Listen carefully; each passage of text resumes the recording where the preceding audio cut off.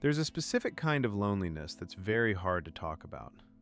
Not the loneliness of being alone on a Friday night, or the loneliness of a bad breakup, or even the loneliness of being in a crowded room and feeling invisible. Those kinds of loneliness have language around them. People understand them, relate to them, offer comfort for them. The kind I'm talking about is quieter and more confusing than any of those. It's the loneliness of looking around at your life and realizing you've never had a best friend. Not a real one. Not the kind where someone knows your actual interior, your embarrassing thoughts, your recurring fears, the version of you that exists before you've edited yourself for public consumption. You might have people, colleagues you genuinely like, acquaintances who'd invite you to things, maybe even a few people you'd call friends by the standard social definition. But there's no one you could call at 2 in the morning. No one who would notice specifically if your mood shifted. No one who holds the full context of your life and cares about the continuity of it. And the strange part, the part that makes this particular loneliness so difficult, is that from the outside, you look completely fine. You're functional. You're pleasant. Nobody would guess. We tend to assume that deep friendship is something that just happens naturally to everyone, like a developmental milestone you pass through on schedule. You grow up, you meet your people, you build your tribe. And if that didn't happen for you, the implication feels devastating. That something about you prevented it. That the absence is evidence of a flaw. I want to spend some time today with that assumption, because the psychology behind this experience is so much more complex and so much more compassionate than the story of personal inadequacy most people privately tell themselves. Let's start with something called friendship formation theory, which sounds academic but is really just the science of how close relationships actually develop. Psychologist Roland Miller and others in the field have identified that genuine close friendship, the kind with real intimacy and mutual knowledge, requires 3 conditions working simultaneously: proximity, repeated unplanned interaction, and a setting that encourages people to let their guard down. Notice what's in that list and what isn't. Personality isn't in there. Likability isn't in there.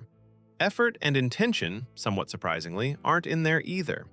The environments that naturally produce those 3 conditions are specific and time-limited. Childhood neighborhoods, school, university, early workplaces where everyone was new and slightly lost together. These environments throw people into sustained, involuntary, unguarded contact. And from that contact, intimacy sometimes grows almost despite itself, the way certain plants grow in the cracks of pavement.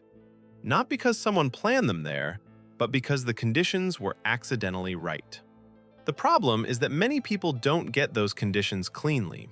Childhood moves, school social hierarchies that excluded rather than included, university attended while working full-time, or commuted to, or navigated while managing a family situation that kept you slightly outside the ordinary experience. Early adulthood structured in ways that never produced that sustained, unguarded proximity. And then suddenly, you're in your 30s or 40s, and the world has changed. The settings that produce deep friendship organically have mostly closed. Everyone is busy. Everyone already has their people.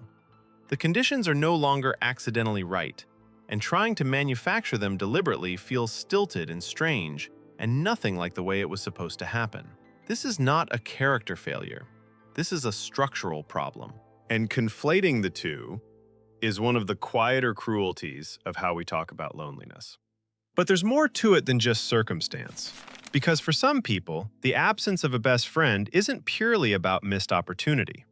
It's also about what happens inside when real intimacy starts to become possible. And this is where it gets genuinely worth sitting with. Psychologists who study adult attachment, the patterns of closeness and distance we bring to our relationships, have found that a significant portion of adults carry what's called an avoidant attachment style. People with this style aren't cold or unfeeling. They often have rich interior lives and genuine capacity for warmth.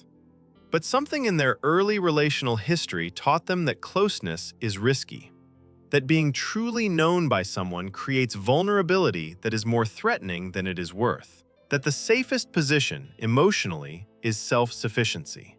not needing anyone too much, not letting anyone in too far.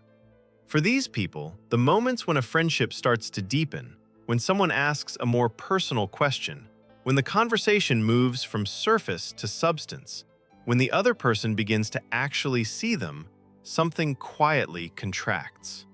They change the subject. They make a joke. They become slightly more elusive, not out of dislike, out of a deep, automatic self-protection that operates faster than conscious intention. And the friendship, which had been moving towards something real, stabilizes at a comfortable distance and stays there, safe, familiar, insufficient. The tragedy is that the very thing they're protecting themselves from, intimacy, vulnerability, being truly known, is also exactly what they're grieving the absence of. The defense and the wound are the same architecture. There's also something worth naming about shame, because people who have never had a close friendship often carry a specific, quiet shame about it that makes the problem harder to address. You don't talk about it. You can't exactly say at a dinner party, "Actually, I've never had a best friend," because the sentence sounds like an admission of something wrong with you. So you stay quiet. You perform a social ease you don't entirely feel, and the silence itself becomes part of the barrier.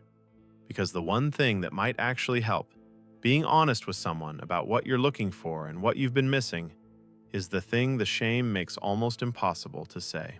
Research by Brené Brown and others on vulnerability has found something that sounds simple but cuts deep. Intimacy is not the reward for showing up without your guard down.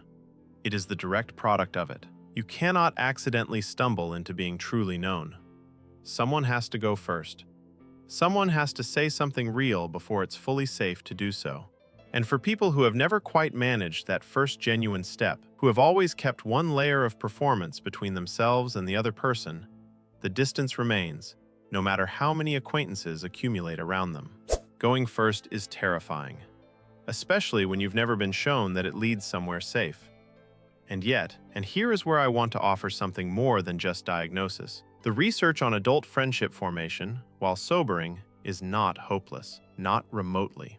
Psychologist Jeffrey Hall at the University of Kansas studied how long it takes to form close friendships in adulthood, and found that it requires roughly 200 hours of time together to move from acquaintance to close friend.